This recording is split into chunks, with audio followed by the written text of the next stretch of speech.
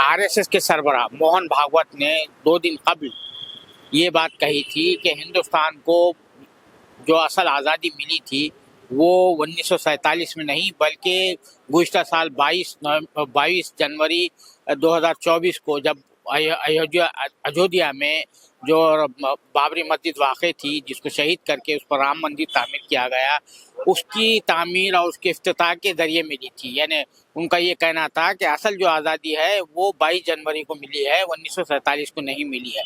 इसके खिलाफ जो है रद्द-ए-अमल ज़ाहिर करते हुए कांग्रेस के साबिक़ सदर और लोकसभा में हिज़्ब इख्तिलाफ के रहनुमा राहुल गांधी ने कहा था कि अगर कोई और मुल्क होता तो उनके खिलाफ गद्दारी का मुकदमा चलाया जाता, यानी मोहन भागवत के खिलाफ गद्दारी का मुकदमा चलाया जाता।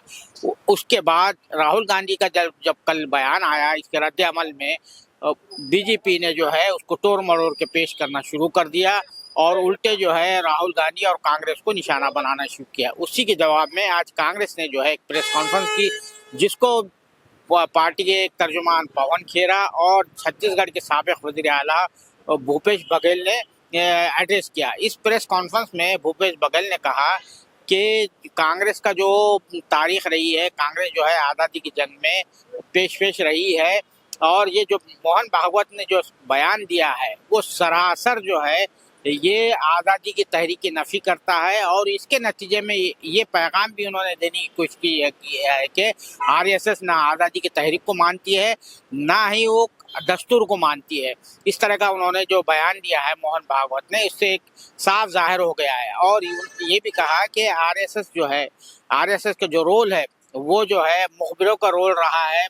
पवन खेरा ने भी इस मौके पर आरएसएस पर ज़बरदस्त हमला करते हुए कहा कि ये लोग जो है आज़ादी की लड़ाई में जो है अंग्रेज़ों के साथ थे, उनकी मुखबिरी कर रहे थे। और पवन खेरा ने एक ख़ास बात और ये भी कही कि ये जो है बीमार जहन के लोग हैं, आरएसएस के लोग बीमार जहन के लोग हैं और ये मुखबिरी की जमात है। बहुत ही सख्त हमले करते हुए कहा। तो ये जो मामला चल रहा है एकदम सियासत में एक जो अचानक उछाल आया है मोहन भागवत बयान के बाद। आप जानते हैं बाबरी मस्जिद का जो मामला था जहां पर राम मंदिर तामीर किया गया, जिसके बुनियाद पर एक खड़ा किया था कि ये मस्जिद जो है 1528 में जो तामीर की गई थी, ये मस्जिद जो है राम मंदिर को तोड़कर बनाई गई। यही आरएसएस और बीजेपी लेकर चल रही थी। लेकिन जो 2019 में जो फैसला अजीब गरीब आया, 2019 9 नवंबर को जो फैसला सुप्रीम कोर्ट ने दिया था, जो अजीब गरीब फैसला दिया था, उसमें भी अदालत ने, सुप्रीम कोर्ट ने ये तस्लीम किया था कि यहाँ पर न कोई मंदिर नहीं था, ना यहाँ पर किसी मंदिर तो तोड़े जाने के आसार मिले हैं जिस पर बाबरी मस्जिद तामीर की गई है। राम मंदिर तो दूर की बात है। इसके बावजूद भी जो है इस तरह का जो है तारीख़ी हक़ाइक़ के ख़िलाफ़ यह बयान देना, यानी इसके माने एक माफ़ करना, मोहन भागवत साहब ये जो है मैसेज देने की कोशिश कर रहे हैं, तासुर देने की कोशिश कर रहे हैं कि ये जो है बाबरी मस्जिद पे जो कब्जा किया, हमने ये बता दिया कि आज हमने मुसलमानों को ज़ेर नगी कर लिया, उन पर तसल्लुत पा लिया। यही उससे एक मैसेज देना चाह रहे थे कि बाबरी मस्जिद को तोड़कर जो है मंदिर जो तामीर किया गया, वो हमने मुसलमानों को जो है एक तरह की शिकस्त दी है, उनको नफ्सियाती शिकस्त दी है, यही बताना चाह रहे हैं। और इसी हवाले से जो है वो फ़िरक़ावाराना सफ़बंदी को जो है फिर से जो है हवा देने की कोशिश करना चाह रहे हैं। तो इस पर जो प्रेस कॉन्फ्रेंस हुई, आइए चलते हैं ये प्रेस कॉन्फ्रेंस हम सुनते हैं, यहाँ पर किस तरह के सवाल जवाब हुए और क्या क्या बातें जो है पवन खेरा और भूपेश बघेल ने की। एक देश के इतिहास में ऐसा दौर जब आता है तो एक बड़ा भारी तूफान लाता है, परिवर्तन लाता है। पिछले 100 साल से एक संगठन, राष्ट्रीय स्वयंसेवक संघ, जिस तरह से उसकी भूमिका रही है इस देश को कमजोर करने में, इस देश के आंदोलनों को कमजोर करने में, वो किसी से छिपा नहीं है। वो इतिहास न मिटा जा सकता है, न बदला जा सकता है, न फिर से लिखा जा सकता है। वो इतिहास में दर्ज है। आजादी के आंदोलन में भारत छोड़ो आंदोलन का एक बहुत महत्वपूर्ण उसकी भूमिका रही थी। उस वक्त श्यामा प्रसाद मुखर्जी ने कैसे चिट्ठियां लिखी थी अंग्रेजों को और लिखा कि कैसे इस आंदोलन को कमजोर करना है, उसके बारे में अपने सुझाव दिए उन पत्रों के माध्यम से। वो सब इतिहास में दर्ज है। लेकिन संविधान की स्थापना के बाद भी ये संविधान के खिलाफ कैसे षड्यंत्र रचते रहे वो आप लोगों से नहीं छिपा। अभी परसों संघ प्रमुख मोहन भागवत ने जिस तरह की टिप्पणी की कि आजादी 1947 में नहीं मिली थी, अब जाकर मिली। इससे पहले ये टिप्पणी मंडी की सांसद ने किया, तब वो अभिनेत्री थी, उनको पुरस्कार के रूप में सांसद बना दिया गया। ये इनके मन में संविधान के प्रति जो दुर्भावना है वो आपको बार बार दिखाई देती है। इस पे मैं ज्यादा समय नहीं लूंगा। मैं हमारे वरिष्ठ सहयोगी छत्तीसगढ़ के पूर्व मुख्यमंत्री और हमारे वरिष्ठ नेता भूपेश बघेल साहब से आग्रह करूंगा कि इस पर वो आगे और आपसे वार्ता करें।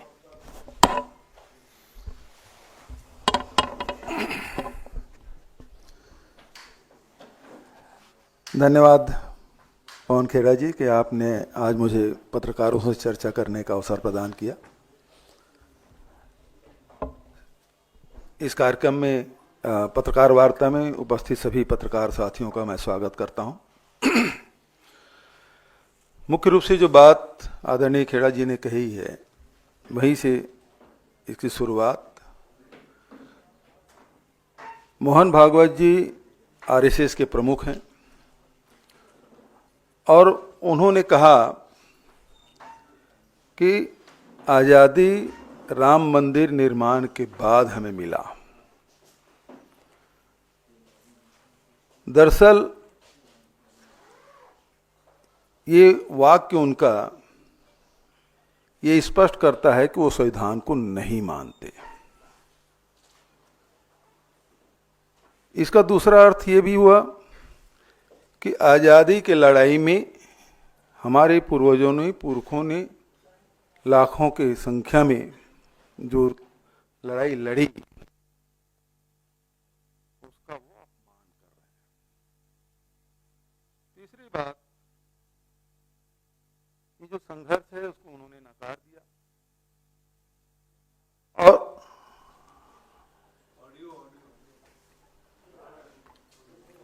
क्या फिर से शुरू करना? नहीं।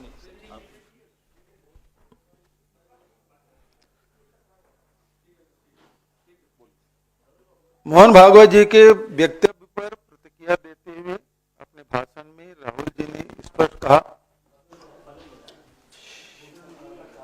भैया एक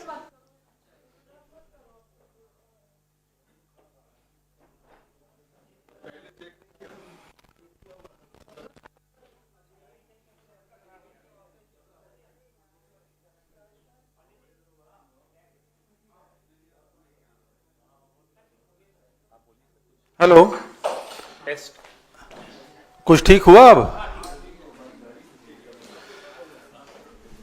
अब थोड़ा शांति बनाए रखिए प्लीज। आरएसएस प्रमुख मोहन भागवत के बयान पर कल हमारे नेता राहुल जी ने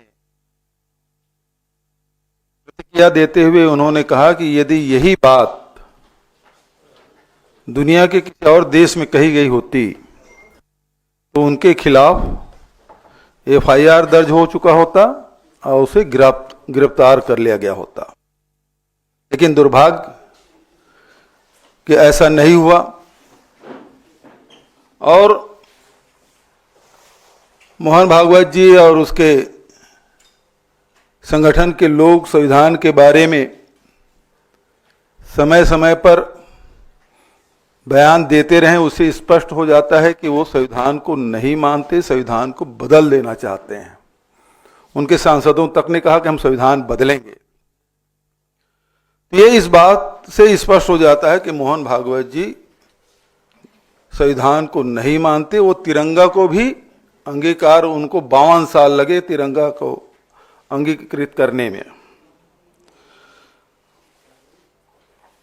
आरएसएस का इतिहास जिस प्रकार से आप सब जानते हैं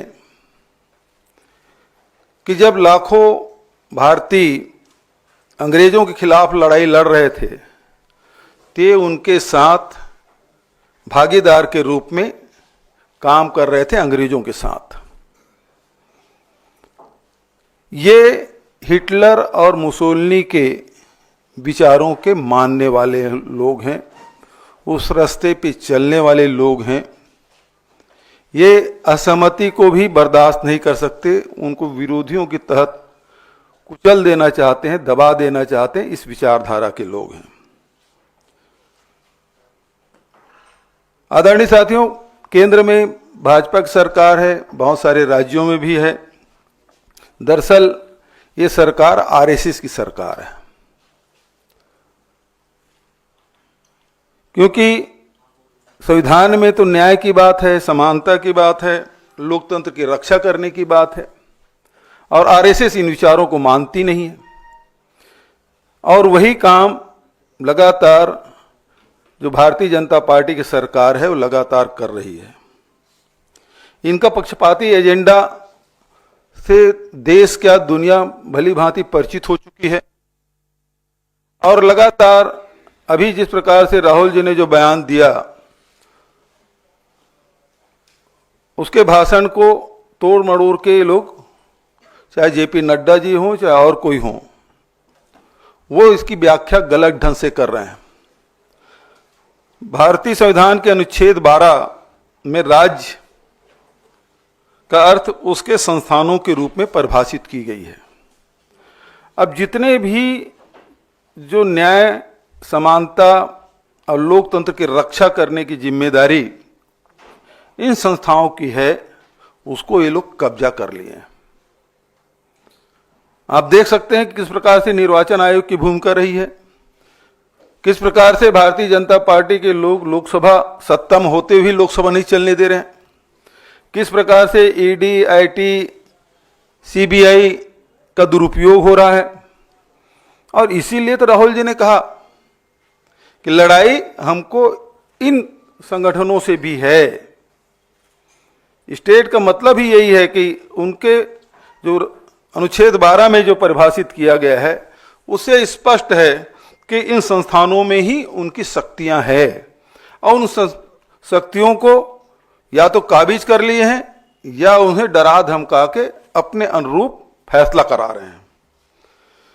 तो इसलिए जो हमारी लड़ाई है केवल आरएसएस या बीजेपी से नहीं, बल्कि जो संगठन को कब्जा कर लिए हैं, जो हमें न्याय दिलाती है, जो हिंदुस्तान की जनता को न्याय दिलाती है, उस पर कब्जा कर लिए हैं, उनके खिलाफ भी हमारी लड़ाई है। और इसको लगातार ये लोग दूसरे ढंग से परिभाषित करने के, दूसरे ढंग से व्याख्या करने की कोशिश कर रहे हैं, जो निंदनीय है। कम से कम आरएसएस और बीजेपी के लोग कांग्रेस के कार्यकर्ता, कांग्रेस के नेताओं को देशभक्ति की पाठ ना पढ़ाएं, हमें ना सिखाएं कि देशभक्ति क्या है। वो तो हमने देख लिया कि आजादी की लड़ाई में आपकी भूमिका क्या रही है, कि देश के आजादी के दीवानों के साथ आप थे या फिर अंग्रेजों के साथ थे। ये पूरा देश ने देखा है। आज लगातार इन संगठनों के माध्यम से कब्जा करके सामाजिक संरचना और आर्थिक नींव को कमजोर करने का काम भारतीय जनता पार्टी आरएसएस की सरकार कर रही है।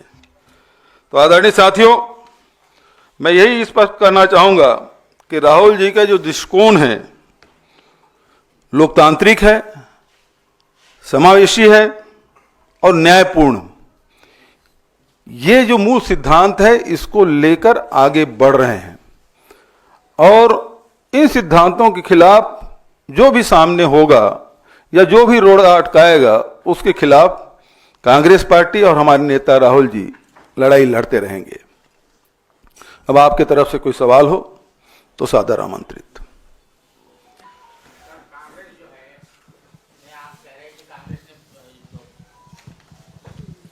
फ्रीडम की जो फाइट है उसको लड़ा है, ठीक है।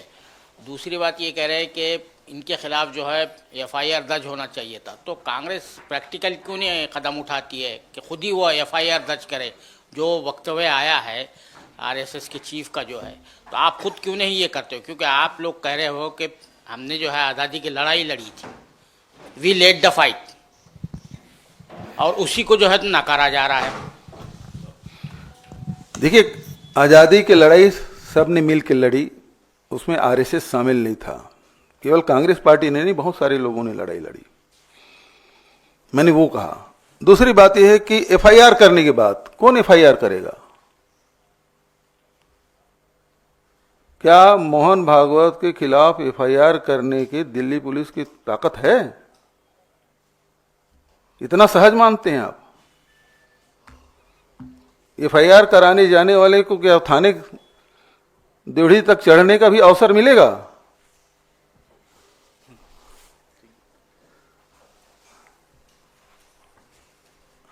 और कोई सवाल?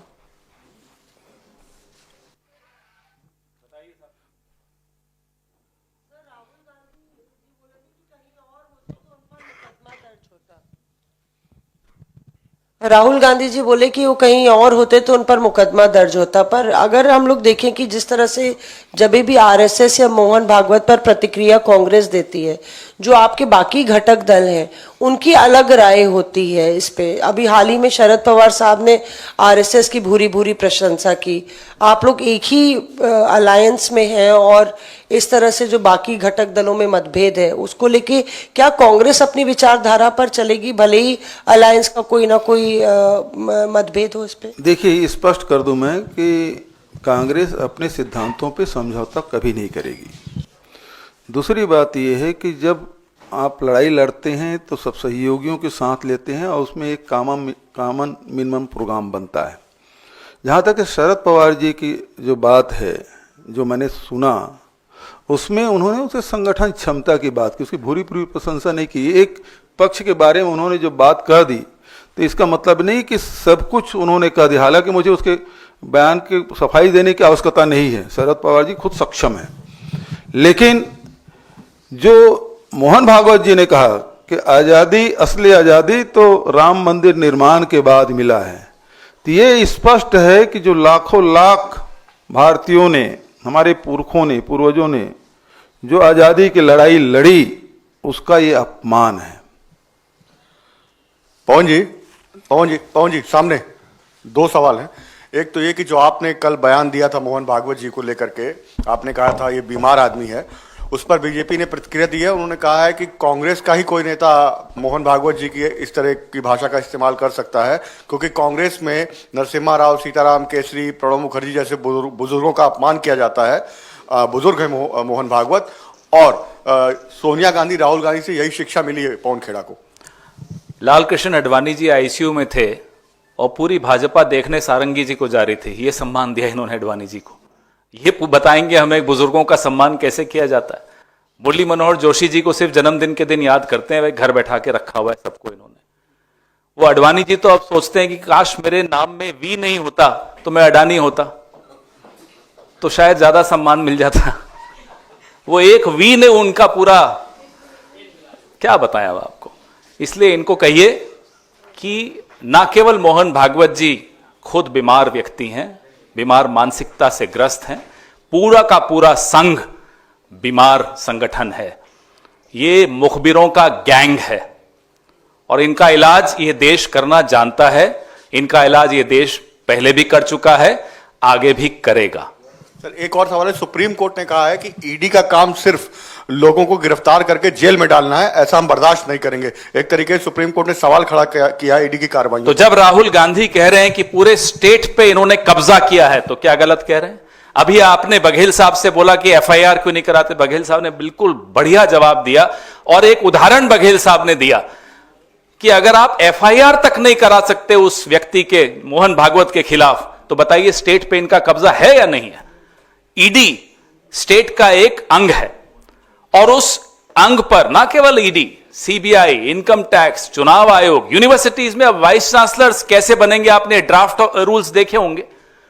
उन सब पर, तमाम संस्थाओं पर ऐसा कब्जा है कि भूपेश बघेल जो कि पूर्व मुख्यमंत्री है, इतना वरिष्ठ नेता है, वो खुद आपके सामने कह रहा है कि मैं भी एफआईआर नहीं करा सकता मोहन भागवत के खिलाफ। तो राहुल गांधी ने क्या गलत कहा कि स्टेट पे इन्होंने कब्जा कर दिया और इसी से हमारी लड़ाई है? क्या गलत है? आज माननीय सर्वोच्च न्यायालय ने जो ईडी के लिए कहा, हम उसका स्वागत करते हैं। हम जो इस मंच पर बैठे हैं, हमारे साथ बैठे हैं, ये भुक्तभोगी हैं, इनके कई सहयोगी भुक्तभोगी हैं। कैसे ईडी सिर्फ और सिर्फ विपक्ष का एड्रेस जानती है, वो प्रफुल्ल पटेल का एड्रेस भूल जाती है, वो तमाम हेमंता बिस्वा शर्मा का एड्रेस भूल जाती है, अजीत पवार का एड्रेस भूल जाती है। हम एड्रेस भेजने को तैयार हैं इन सब का, क्या ईडी जाएगी? मेरा सवाल इधर है, आपसे मेरा सवाल है, मोहन भागवत के बारे में आपने जो बात अभी कही है, मोहन भागवत संघ के प्रमुख हैं, वो जानते हैं कि बयान के मायने आखिर क्या हैं। उन्होंने अयोध्या टेम्पल की जो बात कही है, उसके पीछे आप क्या उनकी मंशा रही होगी? क्या वो किसी बहुसंख्यक समाज को लुभाने की कोशिश कर रहे थे? आपको क्या लगता है? दूसरा सवाल आपसे एक और है कि आपके ही प्रदेश में जो है कवासी लखमा के ऊपर कार्रवाई ईडी ने की है, उनको गिरफ्तार लेकर केस में किया है, इस पर क्या आप सोचते हैं, क्या कहेंगे? पहली बात तो मोहन भागवत जी के बारे में जो सवाल आपने पूछा है उससे स्पष्ट है कि वो देश की आज़ादी की लड़ाई को मानते ही नहीं। वो अंग्रेजों के पिट्ठू संगठन के प्रमुख हैं जो आज भी उसी रास्ते पे चल रहे हैं। तो ये वर्तमान पीढ़ी को ये बताना चाहते हैं कि आज़ादी अभी मिली। और दूसरी बात है जो संविधान, आज़ादी 1947 में मिला, 1950 में संविधान बना, इन दोनों चीज़ को वो नकार रहे हैं। इसका मतलब ये है कि देश के इस संविधान के तहत चाहे वो महिला हो, चाहे मजदूर हो, चाहे अनुसूचित जाति हो, जनजाति हो, पिछड़े वर्ग के लोग हों, चाहे श्रमिक हों, चाहे वो किसान हो, जो इसके तहत जिनको अधिकार मिला हुआ है उस संविधान को ये नहीं मानते, ये स्पष्ट है। दूसरी बात, जो कवासी लखमा के बारे में 2021-22 की घटना है, ईडी ने कार्रवाई की और 3 साल हो गए, 21-22 करें तो 25 लग गया, 3 साल बाद उसकी गिरफ्तारी हुई। अभी 16 दिसंबर से लेके 20 दिसंबर तक के विधानसभा सत्र था।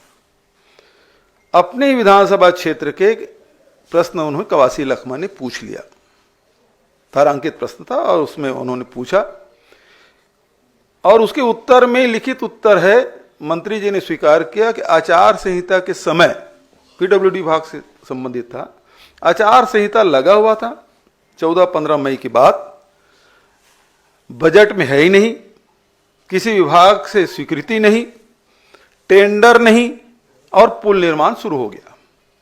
और टेंडर तब खुला जिस दिन प्रश्न था। तो भ्रष्टाचार को उजागर उन्होंने किया कि बिना टेंडर के, बिना स्वीकृति के आचार संहिता के समय वो पुल बन रहा था, एक नहीं 2-2 पुल। इस मामले को कवासी लखमा ने प्रमुखता से उठाया। सरकार दोषी अधिकारियों, ठेकेदारों पे खिलाफ कार्रवाई करने के बजाय 8 दिन के भीतर में ईडी इस कवासी लखमा और उसके परिवार के लोगों के यहां छापे डाले। छापे में 1 रुपया भी नहीं मिला कवासी लखमा के यहां, 1 रुपया भी, कोई कागजात भी नहीं मिला। वैसे भी वो अनपढ़ हैं, उनके यहां कोई कागजात भी नहीं मिला। और उसके बाद उसको गिरफ्तार कर लिया गया। इसलिए गिरफ्तार किया गया कि उन्हें भारतीय जनता पार्टी की सरकार, जो विष्णु देसाई की सुशासन वाली सरकार, उसके भ्रष्टाचार को उन्होंने उजागर किया। और बात यहीं तक नहीं रुकी। आप देखेंगे कुछ दिन बाद एक पत्रकार मुकेश चंद्रकार केवल उस सड़क के मामले में, वो सुकमा जिला या बीजापुर जिला, बीजापुर जिला में ऐसे सड़क जो सेंट्रल गवर्नमेंट से स्वीकृत है, एलडब्ल्यू क्षेत्र में जो फेज 1 फेज 2 में जो स्वीकृत किए, उस सड़क की स्वीकृति, और उस सड़क की स्वीकृति में यह है कि 50 करोड़ के जो सड़क है उसकी लागत बढ़ के 142 करोड़ हो गया। सड़क बनी नहीं, 90% भुगतान हो गया। उसके मुंह हमेशा के लिए बंद करा दिया गया, प्राणों से हाथ धोना पड़ा मुकेश चंद्राकर को। तो ये बस्तर के 2 जिले की घटना कि आप यदि भ्रष्टाचार को उजागर करेंगे तो आपको या तो ईडी पकड़ लेगी या आपको मौत के नींद सुला दिया जाएगा। ये स्थिति है वहां। सर इधर, सर इधर। जी सर, एक तो आज एक मुंबई में बड़ी घटना जो हुई है, जाने माने अभिनेता सैफ अली खान पर हमला हुआ है, हालांकि अभी जांच जारी है, इस पर आप क्या कहना चाहेंगे? और साथ में दिल्ली में बीजेपी के नेता कपिल मिश्रा हैं, वो नामांकन के लिए आज गए, तो उनके नामांकन रैली में कटेंगे तो बटेंगे वाले जो पोस्टर हैं वो नजर आए। तो इन दोनों चीजों पर आपका जवाब। पहली बात तो यह है कि मुंबई जैसे शहर में अब कोई सुरक्षित नहीं रहा। 11वें मंजिल में जाके रात को 2:30 बजे उसके घर कंपार्टमेंट में जाके उस पर हमला कर दे, इसका मतलब है कि मुंबई अब आम लोगों के लिए सुरक्षित नहीं रहा। अभिनेता जो है वो सुरक्षित नहीं, तो दूसरे लोग कहाँ सुरक्षित रहेंगे। तो ये डबल इंजन की सरकार में अब कोई सुरक्षित नहीं है, इस बात को समझ लीजिए। छत्तीसगढ़ में पत्रकार सुरक्षित नहीं है, वहां अभिनेता सुरक्षित नहीं है। बाबा सिद्दीकी की भी गोली मार दी गई। दूसरा, जो कटेंगे बटेंगे, तो ये इनका शुरू से ही रवैया यही रहा है कि समाज को बांटो और अपने हित में वोट लो, सेवा करके नहीं। सेवा इनके कहीं इनके परिभाषा में नहीं आता, सेवा शब्दकोश में नहीं है। ये लोगों की सेवा करके जीवन ऊपर उठा के ये वोट नहीं मांग सकते। प्रेम भाईचारा है ही नहीं, घृणा नफरत हिंसा इसके शब्दकोश में है, और वही उन्होंने जिसका आपने नाम लिया वो कर रहे हैं। ठीक है, धन्यवाद, थैंक यू सर। एक सवाल पवन जी आपसे।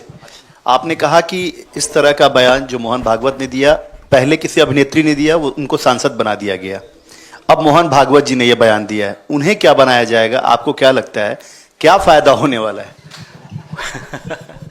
वो एक सांस्कृतिक संगठन है, गैर पंजीकृत सांस्कृतिक संगठन है, जिसने, जैसा कि बघेल साहब ने बताया, 50 साल तक आजादी के बाद तिरंगा नहीं फहराया था। 26 जनवरी 2001 को दिलीप चट्टानी, बाबा मेंढे और 4 साथी घुस गए रेशिमबाग के इनके मुख्यालय में और उन्होंने तिरंगा फहराया। उन पर केस किया आरएसएस ने, उनको जेल में डाला, नागपुर की अदालत से वो जीतकर फिर बाहर निकले। वहां तिरंगा फहराने के लिए भी इस देश के नौजवानों को संघर्ष करना पड़ा, और वो रिमोट कंट्रोल लेकर बैठे हैं सरकार की, by one get one free. आपने वोट दिया बीजेपी को, सरकार चला रहा है नागपुर, तो वो किसी को क्या बनाएंगे वो आपके सामने है। लेकिन हमारी शिकायत यह है कि इस लोकतंत्र को, इस संविधान को हासिल करने के लिए, जैसा कि बघेल साहब ने बताया, लाखों लोगों का बलिदान था। उस बलिदान को हम व्यर्थ नहीं जाने देंगे। अब ये गवर्नमेंट, ये स्टेट की सारी मशीनरी एक ऐसे गैर पंजीकृत संगठन के हाथ में आ जाए, उसकी कठपुतली बन जाए, ये बर्दाश्त नहीं होगा। इसके लिए हम सड़क पर हैं, रहेंगे, लड़ेंगे।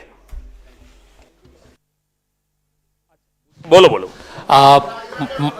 एक minute, my question to you, you know that Hindenburg research has been shut down. Now, does it impact in any way your charges or your accusations against Well, the Adani party group? which is celebrating its closure is the BJP. I don't know how a political party gets affected by a whistleblower shutting shop. So, this exposes all the accusations that we've always made, that there is something the BJP has to hide. And since morning you see all the journalists also who are pro-BJP are celebrating. As far as the Congress party is concerned, we are absolutely sure that our charges against Gautam Adani and against all the misuse of power that Mr. Narendra Modi has done to support and favor his friend stay there. We will continue to expose them. Even before Hindenburg, Congress party kept exposing them. So I don't know why. Yes, I know the BJP is celebrating. They are celebrating. I don't know why. Ask them why are they celebrating. भाई, एक राजनीतिक दल है जिस पर प्रभाव पड़ा Hindenburg के बंद होने का, वो बड़ा खुश है, वो है भारतीय जनता पार्टी। अब हम 140 साल पुरानी पार्टी लगातार आपके सामने, हिंडनबर्ग का जब हमने नाम नहीं सुना उससे पहले से हम आपके सामने एक्सपोज कर रहे थे गौतम अदानी और नरेंद्र मोदी की जो गठजोड़ है, जो जुगलबंदी है, जिसके तहत खदानें दी जा रही हैं, जिसके तहत हवाई अड्डे दिए जा रहे हैं, पोर्ट्स दिए जा रहे हैं, पावर सेक्टर दिया जा रहा है, डिफेंस सेक्टर दिया जा रहा है, आपके सामने हम लगातार ला रहे हैं। अब एक हिंडनबर्ग के आने से या जाने से तो न हमारे प्रेस कॉन्फ्रेंसिस पर या हमारे आंदोलनों पर या हमारे नैरेटिव पर प्रभाव पड़ा, लेकिन जिस पर प्रभाव पड़ रहा है भारतीय जनता पार्टी पर वो सुबह से दिख रहा है। उनके और साथी भी हैं पत्रकार साथी, वो भी बड़े खुश हो रहे हैं। ये हमें समझना है और देश भी देख रहा है कि किसी विसल ब्लोअर के जाने से खुश कौन हो रहा है।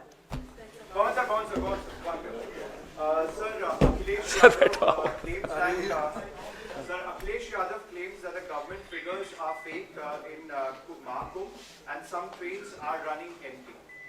Well, I don't know. I haven't seen Mr. Yadav's tweet, and I don't know the details of the data given by the government on Mahakumbh, so I don't want to comment on something which I am not aware of. Thank you.